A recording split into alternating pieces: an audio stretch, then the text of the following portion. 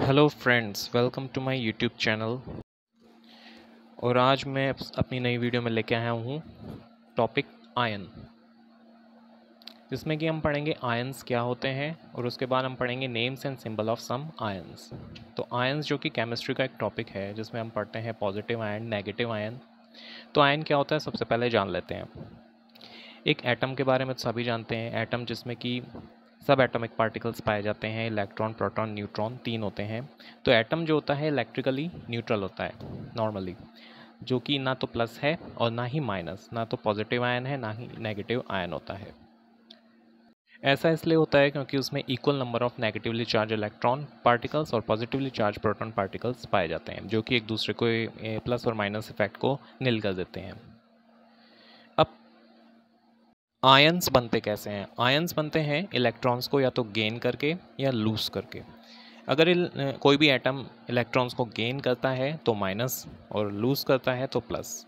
और ये charge particle जैसे कि माइनस हो गया तो वो नेगेटिव आयन कहलाएगा, और अगर गेन कर लिया एक इलेक्ट्रॉन, ये जितने भी इलेक्ट्रॉन्स गेन करता है तो पॉजिटिव आयन कहलाएगा। तो ये होते हैं आयन्स। आगे बढ़ते हैं हम। अब आयन्स जो होते हैं दो तरह के होते हैं, जो इन पर चार्ज पाया जाता है प्लस और माइनस, उसके आधार पर दो तरह के आयन्स होते हैं, एक तो कैटायन और एक एनायन। कैटायन कैसे बनते हैं? कैटायन बनते हैं इलेक्ट्रॉन के निकलने से। कैटायन जो होता है वो होता है प्लस, पॉजिटिव आयन।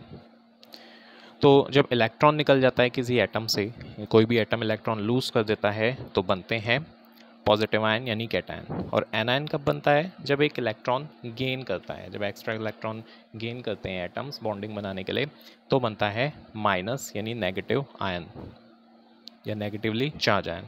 एग्जांपल लेते हैं कि जैसे सोडियम है, सोडियम एक एलिमेंट है। इसमें जो इलेक्ट्रॉन्स पाए जाते हैं टोटल 11 इलेक्ट्रॉन्स पाए जाते हैं इसमें, जो कि के, एल, एम, और जो एन शेल जो होते हैं इलेक्ट्रॉन्स के, इसमें के में 2, एल में 8 और एम में 1 इलेक्ट्रॉन पाया जाता है, और एन में होता ही नहीं है। अब एन जो है उसमें 1 इलेक्ट्रॉन होता है इसके आउटर मोस्ट शेल में, और 1 इलेक्ट्रॉन ये लूज कर देता है, और लूज करके इस पर Na+ चार्ज आ जाता है। तो इस प्रकार से कैटायन बन जाता है, सोडियम पॉजिटिव आयन बन जाता है।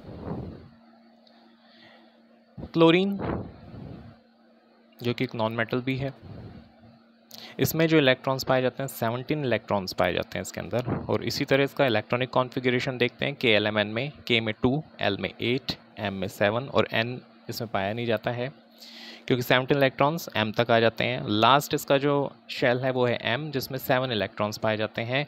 तो एक इलेक्ट्रॉन की जगह खाली रह जाती है, जिसमें कि दूसरे एटम से एक इलेक्ट्रॉन गेन कर लेता है।